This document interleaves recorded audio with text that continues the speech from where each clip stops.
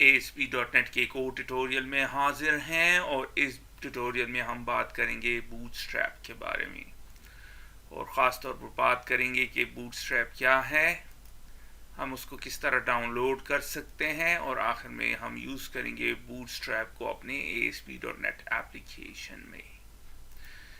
जैसे कि आप जानते हैं, जब हम वेब एप्लीकेशन या वेबसाइट डेवलप करते हैं तो हम बहुत सारी टेक्नोलॉजीज़ को एक साथ यूज़ करते हैं। फॉर एग्ज़ाम्पल, लेआउट के लिए, जिसे हम फ्रंट एंड कहते हैं, हम यूज़ करते हैं CSS और जावास्क्रिप्ट। सर्वर साइड कोड के लिए हम यूज़ करते हैं ASP.NET या PHP।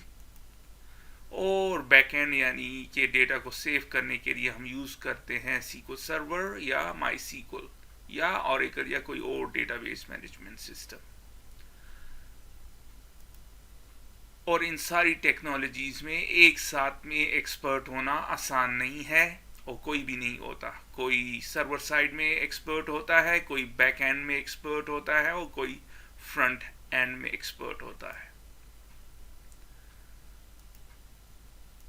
तो इस प्रॉब्लम को सॉल्व करने के लिए ट्विटर ने क्या किया है, क्रिएट किया है फ्रंट एंड फ्रेमवर्क, जिसको क्या कहते हैं, बूटस्ट्रैप। और बूटस्ट्रैप क्या करता है, फ्रंट एंड डेवलपमेंट को इसने बहुत आसान कर दिया है। अब डेवलपर क्या करता है, सिर्फ कंसंट्रेट करता है राइटिंग प्रॉपर कोड। और बूटस्ट्रैप एक और चीज़ भी करता है जिसको कहते हैं हम रिस्पॉन्सिव वेबसाइट या वेब एप्लीकेशन डेवलपमेंट। अब क्वेश्चन ज़हन में आता है कि रिस्पॉन्सिव वेब डिज़ाइन क्या चीज़ है। रिस्पॉन्सिव वेब डिज़ाइन अलाउ करता है डेवलपर्स को कि वो क्रिएट करें वेब एप्लीकेशन जिनकी लेआउट ऑटोमेटिकली चेंज हो जाती है जब स्क्रीन साइज चेंज हो। डेवलपर क्रिएट करता है एक ही डिज़ाइन जो कि काम करता है किसी भी डिवाइस पे, जैसे कि मोबाइल है, PC है, स्मार्ट TV है या टैबलेट है। तो हम एक डिज़ाइन क्रिएट करते हैं और जिस डिवाइस पर वो यूज़ होता है ऑटोमेटिकली उसका लेआउट चेंज हो जाता है। तो उसको क्या कहते हैं, रिस्पॉन्सिव वेब डिज़ाइन। तो आइए चलते हैं, स्टार्ट करते हैं विजुअल स्टूडियो को और क्रिएट करते हैं ASP.NET वेब एप्लीकेशन बूटस्ट्रैप के साथ। तो सबसे पहले क्रिएट करते हैं न्यू प्रोजेक्ट।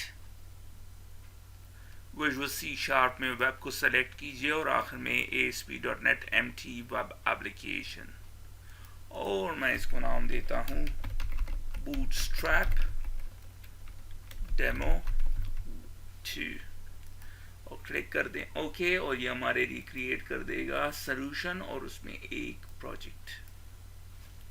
स्टेज पे रन करेंगे तो आप देखेंगे ये हमें शो करेगा डायरेक्टरी लिस्टिंग्स। तो हमने एक पेज को ऐड करना है।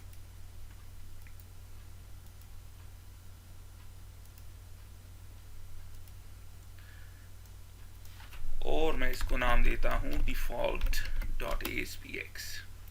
ऐड हो गया और मैं इसमें एक h1 टैग यूज करता हूँ और उसमें कंटेंट लिखता हूँ होम पेज, और उसके बाद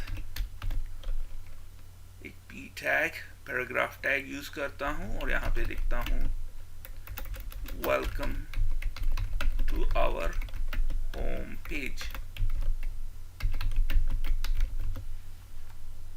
रन कर दें स्टेज पे तो आप देखेंगे आपके सामने है कंटेंट। एक नज़र इस फॉन्ट पे डाल दीजिए ताकि आपको याद हो कि आप फॉन्ट इस स्टेज पे क्या था। अब हम क्या करेंगे, हम ऐड करेंगे इस एप्लीकेशन में बूटस्ट्रैप को यूज़ करने के लिए सबसे पहले जो इम्पोर्टेंट चीज़ है वो हमने HTML5 यूज़ करना है। अर्लियर वर्जन ऑफ HTML इसके साथ काम नहीं करेंगे। तो करंटली आप देख रहे हैं ये पेज जो है हेक्स HTML 1.0 है, तो हमने इसको HTML5 में कन्वर्ट करना है। किस तरह करेंगे, इसको रिमूव कर दें और इसको रिमूव कर दें। और अगर आपको कोई एरर देगा HTML5 की कि इस टैग्स में, तो एक और चीज़ आप कर दें, इसको ये इस तरह होगा, इसको HTML5 कर दें।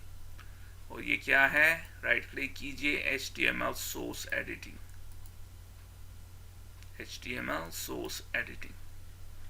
तो फिर आपको यहाँ पे एरर्स नज़र नहीं आएंगे। अब हमने क्या करना है, सबसे पहले डाउनलोड करना है बूटस्ट्रैप को। वेब ब्राउज़र को ओपन करते हैं और मैं यहाँ पे लिख देता हूँ बूटस्ट्रैप डाउनलोड, और getbootstrap.com पे चाहिए आप, और यहाँ पे क्लिक कीजिए डाउनलोड बूटस्ट्रैप और फिर डाउनलोड बूटस्ट्रैप। तो डाउनलोड स्टार्ट हो जाएगा और हमारे सामने है। अब मैं इसको पे राइट क्लिक करता हूँ क्योंकि ये जिप फाइल है, एक्सट्रैक्ट ऑल, एक्सट्रैक्ट और एक्सट्रैक्ट हो गया।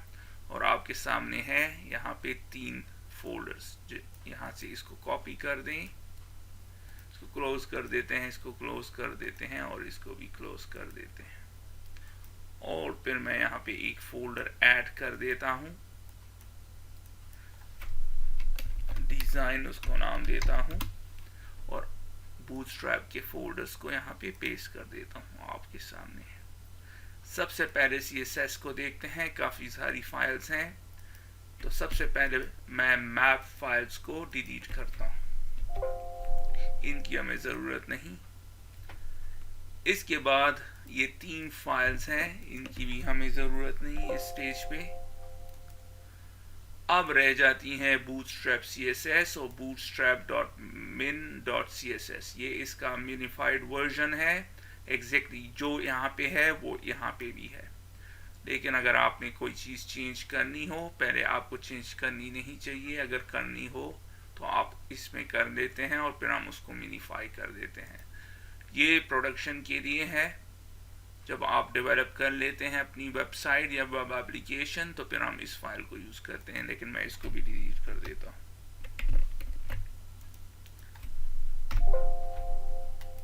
क्योंकि अगर हमने इस पे चेंजेस कर दी तो फिर हमें इसको मिनिफाइड करना पड़ेगा। और इसी तरह इस फाइल को रिमूव कर देते हैं और इसको भी रिमूव कर देते हैं। तो मैंने यहाँ पे bootstrap.css को और bootstrap.js को छोड़ दिया। और इसके अलावा हमारे पास ये फॉन्ट फाइल्स हैं और इसको हम इसी तरह रहने देते हैं। अब सबसे पहले मैं ऐड करूँगा इस CSS फाइल को अपने इस पेज में। यहाँ मैं इसको टाइटल देता हूँ bootstrap in ASP.NET और मैं इसको ऐड करता हूँ यहाँ पे। सिर्फ ड्रैग कर दें और ये आपके लिए करेक्टली लिंक कर देगा। अब हमने बूटस्ट्रैप जावास्क्रिप्ट फाइल को ऐड करेंगे। आप इसको यहाँ पे भी ऐड कर सकते हैं, लेकिन आप इसको ऐड ना करें। बेटर ऑप्शन क्या है कि आप इसको यहाँ इस बॉडी टैग के फिनिश होने से पहले ऐड कर दें। इसका क्या फ़ायदा होगा, अगर तो आपका पेज हैवी है तो पहले कंटेंट लोड कर देगा और आखिर में ये स्क्रिप्ट फाइल को लोड करेगा, तो यूज़र को जल्दी पेज लोड हो जाएगा यूज़र के सामने और वो कंटेंट को रीड करना शुरू कर देगा और आखिर में स्क्रिप्ट फाइल ऑटोमेटिकली यूज़र को नज़र आए बगैर लोड हो जाएगी।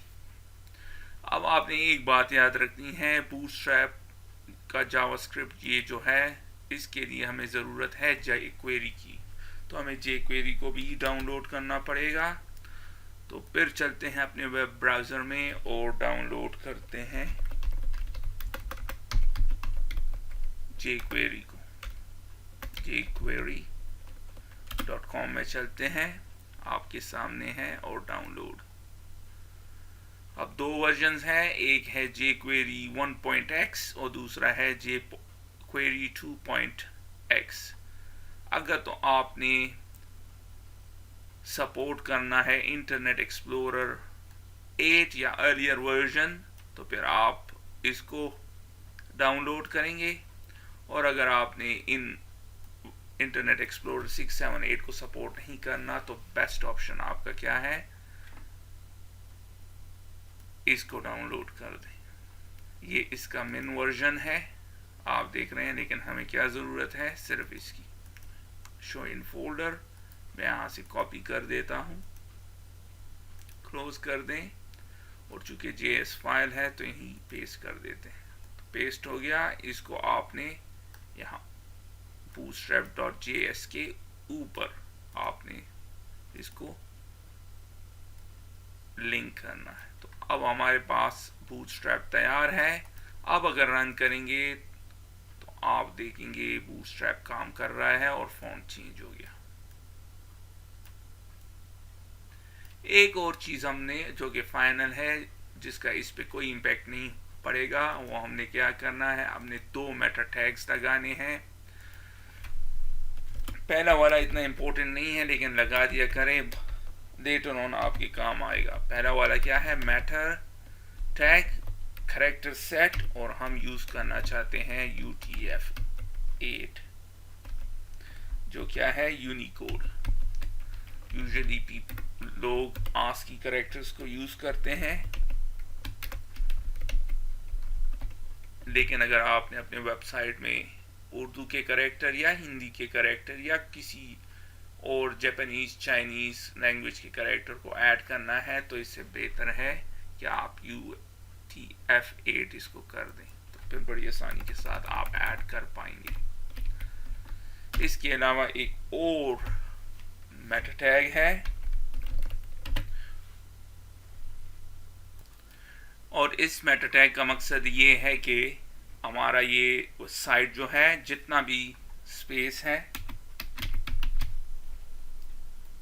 यहाँ पे ही, इसको ये मैं चाहता हूँ सारा स्पेस कवर करें, हम सारा स्पेस यूज करें। तो उसके लिए हम क्या करते हैं, मेटा टैग नेम, और इसका नाम क्या है, view port.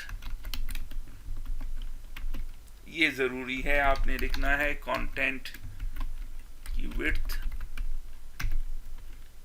Equals to device dash width initial scale dash scale equals to 1। तो जब आप लिख देंगे, ये बहुत इंपॉर्टेंट है ये मेटा टैग, और आपने हर हाल में लिखना है। रन कर दें, एग्जैक्टली उसी तरह नजर आएगा, लेकिन अब ये सारे जितने भी स्पेस हैं उसको हमारा वेबसाइट यूज कर पाएगा। अभी आपको इसका इफेक्ट नजर नहीं आएगा, लेटर वीडियोस में आप इसको देखेंगे। तो इस ट्यूटोरियल में हमने बात की कि बूटस्ट्रैप क्या है, फिर हमने उसको डाउनलोड किया, और फिर हमने एक ASP.NET एप्लीकेशन को क्रिएट किया, जिसमें हमने बूटस्ट्रैप को लिंक किया अपने ASP.NET एप्लीकेशन के साथ। तो इसके साथ ही मैं इस ट्यूटोरियल को ख़त्म करता हूँ। फिर मिलते हैं किसी और ट्यूटोरियल में, तब तक के लिए खुदा हाफिज़।